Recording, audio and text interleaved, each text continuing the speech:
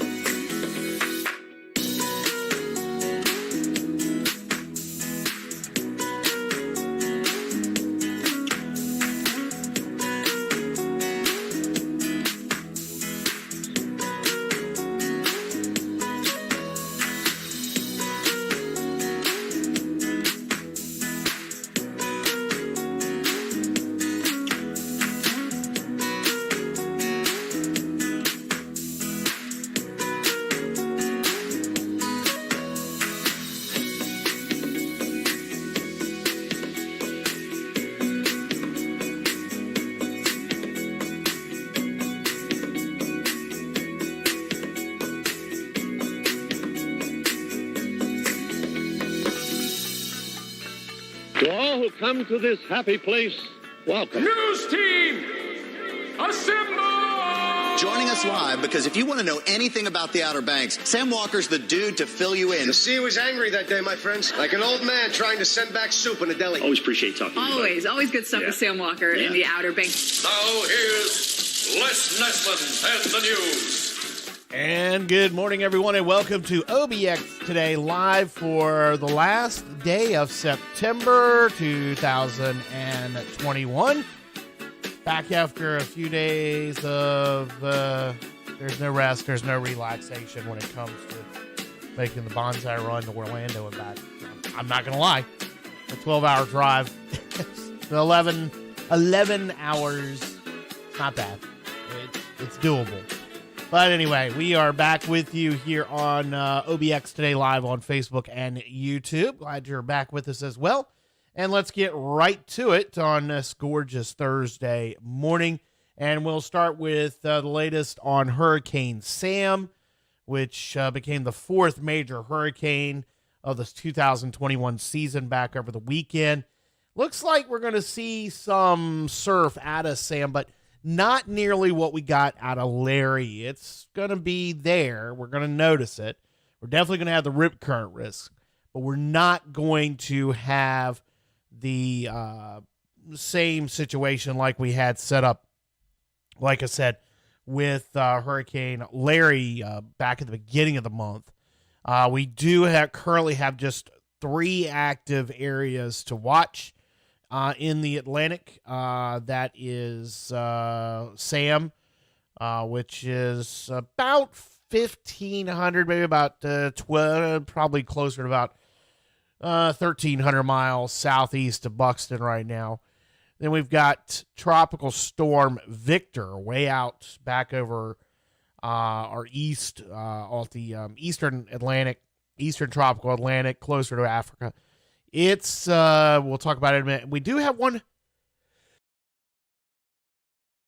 area that we got to watch for some development over the next 5 days in the central tropical Atlantic that may skirt along the coast of South America.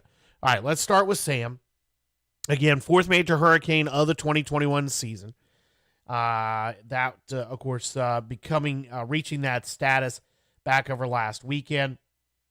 When we were with you last, it just become tropical storm and then a hurricane within, actually it may have come a hurricane Friday. Yeah, it did. Right before we went on the show last Friday. It had become a hurricane. Let's give you the latest on it. The quarter forecast not calling for the surf to be as big as what came from Larry earlier this month, but a long period swell still going to be a danger to swimmers and create long run-ups that can knock down unsuspecting beachgoers. Sam's waves, like I said, not going to be all that big. We're expecting to start seeing a little bit of a swell tomorrow. We do have a low risk of rip currents for today, and then we have a moderate risk right now is forecast for tomorrow. That's probably going to go to a high risk for, if not tomorrow, definitely on Saturday and Sunday. Looks like Saturday's going to be the peak of any of the waves from Sam. I'm going to throw up our display here now so we can go over and show you the latest satellite loop. Well, let's get it to refocus. Here we go. Yeah, here's what Sam looks like. The old truck tire eye, as it's called. The real professionals call it. But yeah, this is the second time we've seen a very healthy hurricane this year. Although you can see where the eye is starting to get, after earlier today, looking rather good. It has started to collapse on itself over in the eastern quadrant. That probably means that we're getting ready to go through another eye wall replacement cycle. Well, you can also see how things are kind of getting a little ragged down the southwest side of it. And that might help us a little bit as far as how much wave activity we're going to get. Let's switch over to the GFS wave forecast. And here's how it looks over the next 7 days. Actually, the next 14 days.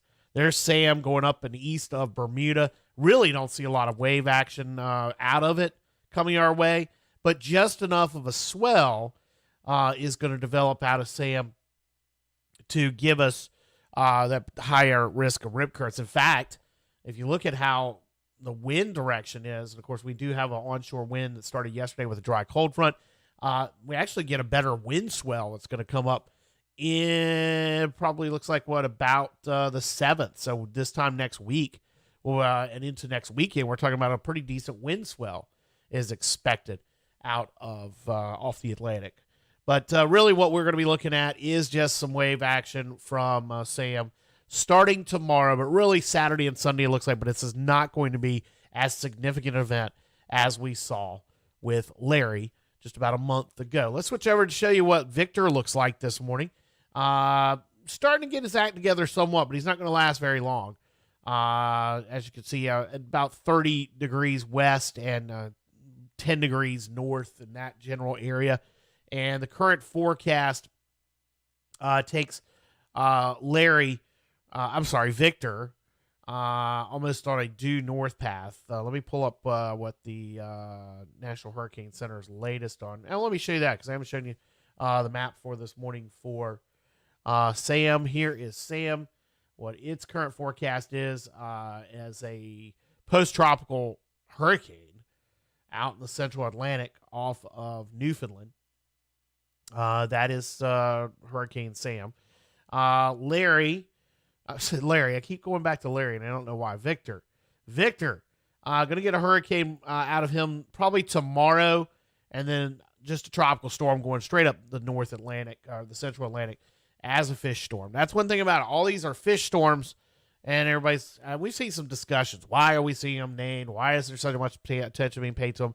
Well, yeah, for us, of course, obviously, it's what we talk about, and we do have the wave situation. But you do have there's interest, that shipping interest, and each time one of the biggest concern they have is tropical systems. And so that's one reason why with better forecasting techniques, with the better data collection, we're seeing more of these storms. So anyway, we're seeing more named storms. That's why we're almost out of the list. Victor, again, center, just going right up the middle of the Atlantic, no threat to land. There's how he looks this morning on the satellite. Let's shift down to off the coast of South America, where we may see something. And this is in about the central tropical Atlantic. Is just this disturbed area weather. It's called 91L, and it is kind of getting its act together and may get its act together by early next week. And if it does, current models do have it possibly threatening South America. But as a tropical depression at best, most likely. Shouldn't get much out of it. It's in a zone of that we do want to get concerned about when we see one maybe this far west and this far south, but it's really not expected to get its act together. That is what 91L looks like. If it does, it would be Wanda. If it does get a name, it'd be Wanda. Wanda is the last name on the list. And then we shift to the alternate list. This year is the first year after using the Greek alphabet. Only 2 times has the Greek alphabet been called into play during hurricane season, 2005, and then last year, 2020. And rather than doing that because of, well, a lot of it had to do with there was just confusion over it. The World Meteorological Organization and the National Hurricane Center came up with a list of names that will cover the rest of the season if we run out. And that's what happens after Wanda is used for the next system. Then we're going to go to an auxiliary list that will be used each year. They may have to add and remove names as needed on that auxiliary list if we do. That's someone they've talked about what they would do. Right now, it looks like they may just keep the auxiliary list and using the names again and again each year, unless they have to retire one like you do when you have a very severe storm. Adria, Adria, would be the first name on the auxiliary list if we get to that. And it looks like we're going to. We're right now on pace. Only 2020 has been more storms, named storms at this point on the calendar as we get to the end of September and start October. That's the latest on the tropics. Again, no direct threats other than waves this weekend from Hurricane Sam. All right, latest on that plane crash that happened back at the beginning of the month up in New England involving a plane that was en route to Dare County Regional Airport in Manteo. The National Transportation Safety Board released its preliminary report on the investigation into that plane crash that happened in Connecticut and killed the 2 pilots and 2 passengers. 4 people on the ground ended up being hurt in that as well. It happened involving a Cessna Citation 560X. It took off from the Robertson Airport near Farmington, Connecticut, and then crashed a short time later into an industrial building. According to the report, the parking brake handle in the cockpit and the valve that it controlled were both in the brake set position upon initial inspection by investigators. Witnesses say they saw the plane going slower than normal during takeoff, and they saw a puff of blue smoke from the back of the airplane. Another witness says the plane was struggling to gain altitude and crashed into a power line pole, causing a small explosion near the right engine before the witness lost sight of the plane behind a set of trees. Police in Connecticut say the jet ended up crashing into a manufacturing building. The report says the cockpit, cabin, and wings caught on fire after the crash. Everybody who was inside the building at the time was okay. But again, 4 injuries were ended up reported, most likely for people. And they haven't been clear about that. Final report is still not out. That usually takes anywhere from 18 months to 2 years for the final report. The 2 passengers were a husband and wife who were both doctors at hospitals in Boston. They had 1 infant child, and she was pregnant with a second child at the time of that crash. So that's the latest on that crash involving that plane that was headed from New England down to Dare County Regional Airport. Some developments from Raleigh on the state budget. It looks like the legislature has come up with their final proposal, or at least their latest proposal. They've agreed on the House and Senate sides have agreed on their differences and are going to send to Governor Cooper now a budget in the coming week or two. Or they're going to send that to him today, and then they are expected to start meeting next week for negotiations. It could include raises, is expected to include raises of for teachers and other state employees. And how much is it going to be? That's what's not known. If they're going to be bonuses. You've got the negotiations going on, and that's one thing that's been going on for quite a while now. This would be if Governor Cooper were to sign a budget. It'd be the first time he signed a budget since he was elected. in 2016. Both the Republican-controlled legislature and Democrat Roy Cooper have not been able to agree on how to fund state government with a formal budget. Instead, they've been able to work through separate bills to at least get some new funding in place. When North Carolina's fiscal year ends on June 30th, instead of having these continuing resolutions, what's going on in Congress with the federal government, North Carolina just continues on at the current spending levels or a slight reduction at 85%. That's just automatically set in the state constitution. But they continue with the most previous budget that was passed.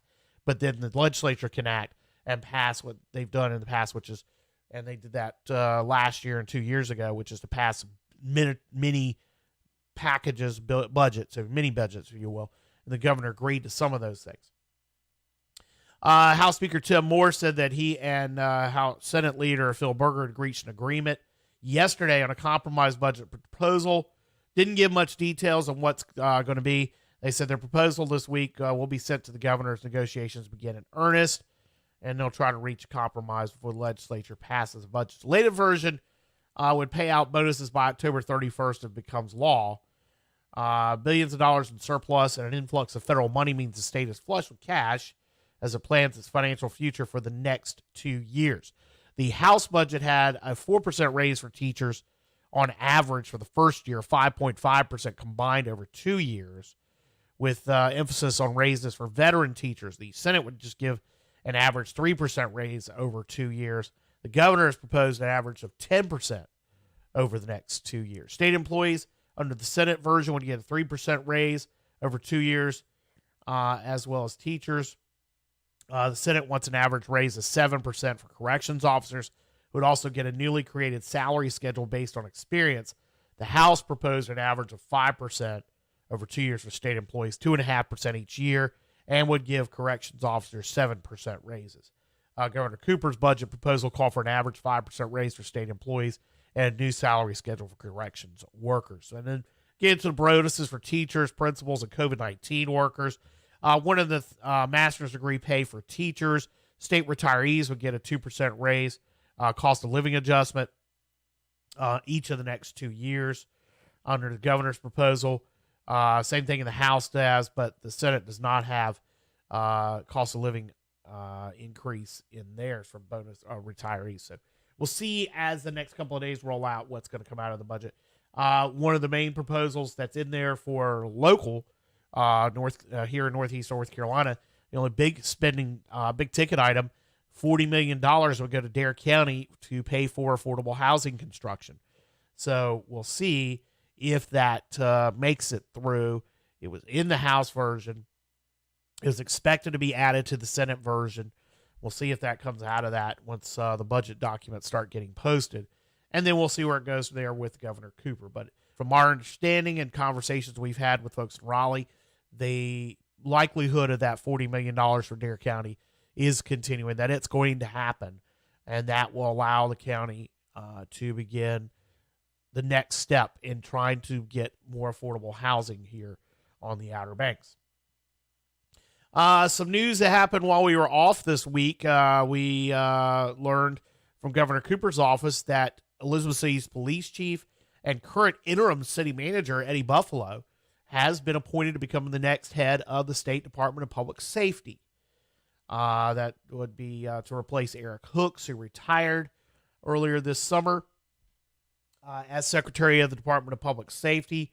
Buffalo is not only head of the Elizabeth City Department of Public Safety and interim city manager, he's police chief.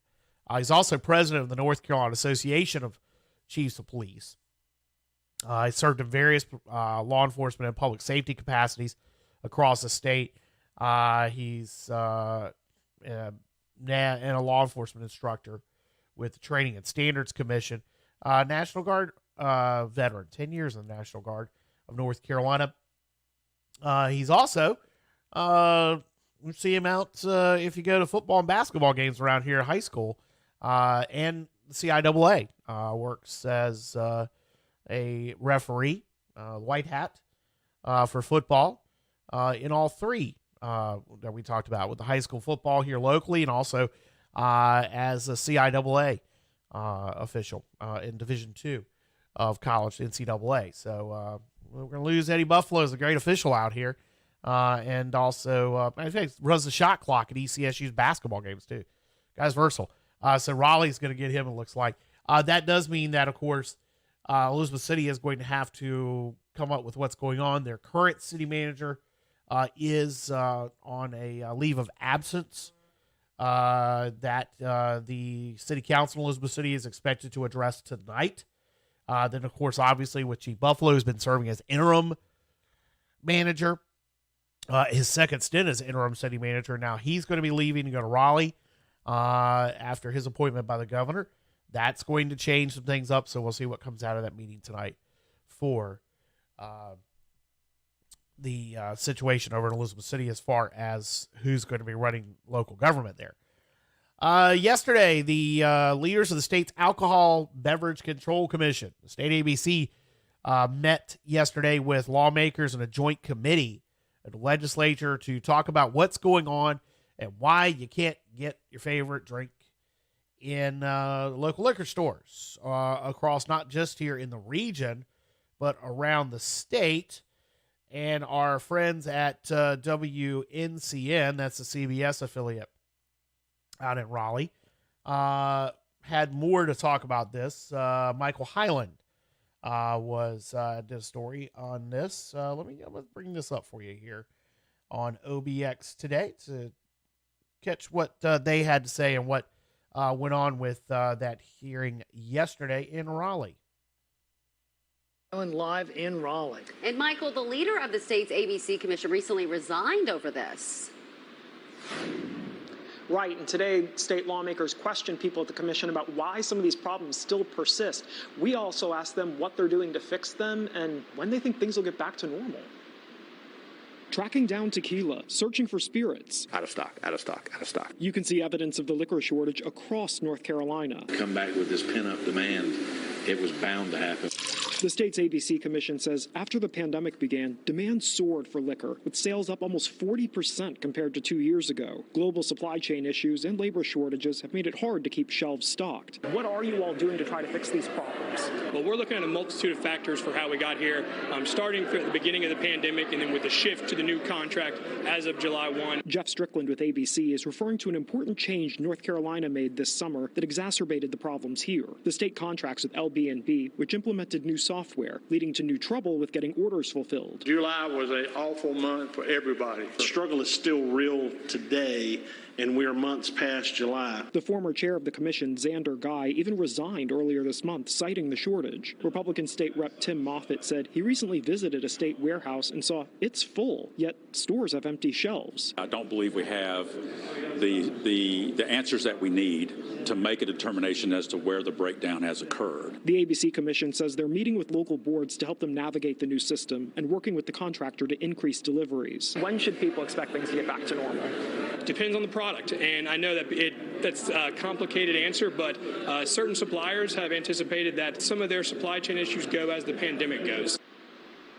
All right, so that was the latest on what's going on in Raleigh with the ABC problems, and that's trickled down here. We've seen that many times at stores here on the Outer Banks that just ran out and have not been able to keep their shelves stocked, and it's not at the local level. Now, one thing that wasn't brought up there, Michael may have brought it up later in his wrap on that story, was that there is concern that with some in the state, that this may open the door for another avenue to allow privatization of liquor sales in North Carolina.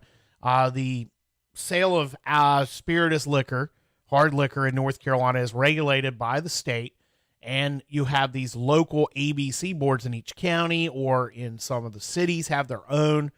That's rather than having private. You can't go in, and those who live here know, those who visit are always kind of shocked how we do things here, where, you've got some states where you can't even buy beer or wine in private stores. You have to go to a ABC or liquor store. Or they go into our ABC stores and say, where's your beer and wine? Well, it's not how it works. You can buy beer and wine anywhere, but you can't buy liquor except from the state, the county run, or we call them state and county run. They're individual boards that actually can control the sale of alcohol in North Carolina. And there has been discussion in the legislature about privatizing sales and allowing private liquor stores to open, like we have down in South Carolina, like you have down in South Carolina. That seems to be the direction that the privatization talk has gone, is doing the South Carolina model, where it are separate businesses rather than allowing alcohol. Well, I guess you can go. No, well, they're separate businesses from a store. You can't, like in Florida, where you can just go and buy it right off the grocery store shelf at Publix. It's kind of nice. Anyway, that's opened that door. But from what was said yesterday in that hearing, the new software system with a new distributor, that's just slowed the process, and the local boards are having the problem. That's kind of passing the buck. We'll see what comes out of this. There is a possibility that it may open the door, but there was some concern expressed during that hearing yesterday at the legislature about this opening that door. But it seems like there's a growing push, at least in Raleigh, at least with some lawmakers, has come up as a bill and has come close to passing in the past, of privatizing liquor sales in North Carolina. We'll see what happens. All right, sports. We got not going to have time to get to that. We may get to it tomorrow. Got a lot to get to tomorrow's show. Actually, yeah. By the time we pull it up, it just takes too long to pull up. The new RPI is out from the NCHSAA. No real changes for the local teams. Perquimmon's still the top volleyball team in the 2A East. First Flight's still in the tops for the 2A East in soccer. And I believe Camden's still maybe rated as one of the top volleyball teams in the East. They should be. There's no excuse why not. Well, no, they're 2A. 1A. Again, I'm still trying to get comfortable with who's in 2A and who's in 1A now with all the changes that have happened. Perquimmon's is still 1A, so the 1A East. Perquimmon's is still the top 1A East team, while Camden is in the tops for the 2A. That's what it is. Camden went up. Perquimmon's stayed down. But, yeah. Anyway, in volleyball and soccer again, it's First Light is on the 2A side. And, anyway, we'll run through this tomorrow, okay? NFL today, week 4, kicking off with Jacksonville at Cincinnati. It's 8:20 on the NFL Network. Over on ESPN, you got college football tonight, Virginia down at Miami at 7:30. Back to the high schools today. First Light at Manio in volleyball. Currituck at Camden, so a couple rivalry games there. Albemarle travels to Punga Christian. Northeastern at Edenton. Perquimmon's hosts Northeast Prep. Hereford County at Pascal Tank. Gates at Bertie. Ridgecroft at Lawrence. Northeast Academy at Terracea. And in soccer, just one game locally, Albemarle is at Punga Christian. OBX Today Weather Center forecast for today. We're looking at a beautiful day. Dry cold front moved through yesterday afternoon and had a little onshore wind kicked up. That's not going to be around today. Just a light north wind at about 10 miles an hour. Sunny, high up to 78, so a little bit warmer than we initially thought it would be today for the beaches. Tonight, clear skies, low down to 63. Inland areas 57, with east winds around 5 miles an hour. Tomorrow, sunny, a little breezier. Not much, though. It's not like it's going to be a blow. But 74 for a high tomorrow. North winds around 10 to 15 miles an hour. Clear Friday night, 63. Saturday, sunny, 75. Sunday, sunny and 81. And Monday, sunny and 81. Then we get a chance of showers in the forecast on Tuesday and Wednesday. As well, we get a little bit of an onshore flow again. Out of some unsettled conditions are going to make their way in for the latter half of next week. Coastal marine forecast. Yeah, that's what we're trying to say for English-speaking friends. North winds 5 to 10 knots on the coastal waters today. 1 foot waves or less on the sound. Seas around 3 feet. Rip current risk is low today. And again, expecting to start ramping up tomorrow, moderate tomorrow, high for the weekend. Water temperature 74 to 78. Man, it's into September and we're still in the mid to upper 70s. It's left fall. Next tide change at Oregon Inlet. That's a few minutes away, top of the hour at 9:06. There'll be a low tide at Oregon Inlet. High tide this afternoon at 3:42. Sunset tonight at 6:47. Sunrise tomorrow at 6:57 a.m. Currently outside the studios in Uptown Nags Head, it is bright sunshine and 67 degrees. And that will do it for this edition of OBX Today Live, the last day of September. So we hope you have a great Thursday. Tomorrow's October 1. Something goes on October 1st. Oh, yeah. Not going to lie, I'm going to be talking about some Disney 50th anniversary, Walt Disney World 50th anniversary tomorrow. Down there this past couple of days to see everything, preview it, talk about it, and of course tomorrow it happens. Also tomorrow we are scheduled to be joined by Quinn Capps Whartonby from the Glam Girls, which is the prom where they have dresses and tuxes for the young ladies and young men of the Outer Banks that can't afford it, and all the other accoutrements. Each spring they're looking for new digs, new place. They're going to be missing out, or not so much losing, but they're going to have to change where they store their items. So we're going to talk to Quinn Capps Whartonby about that. Have her on the show tomorrow morning. That's the schedule. We'll also be talking about all the stuff that's going on this weekend. Lots happening. Dare County Arts Council, of course, tomorrow it's First Friday in downtown Manio. They've got a lot going on there with the great art heist kicking off.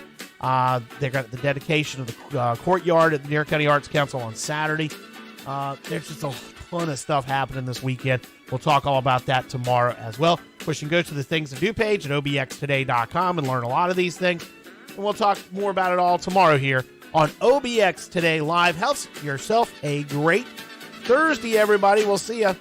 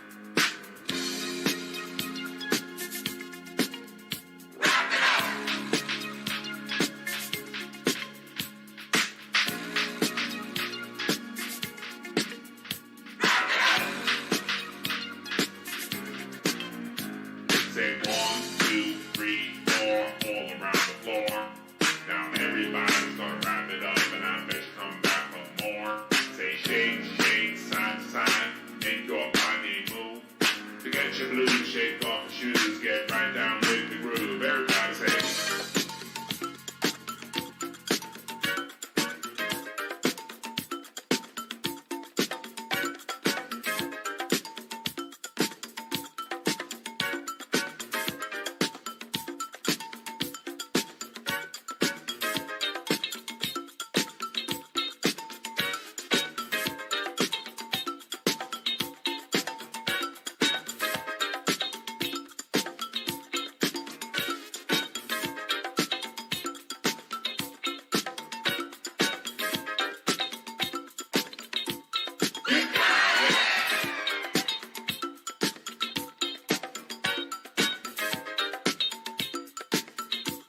You got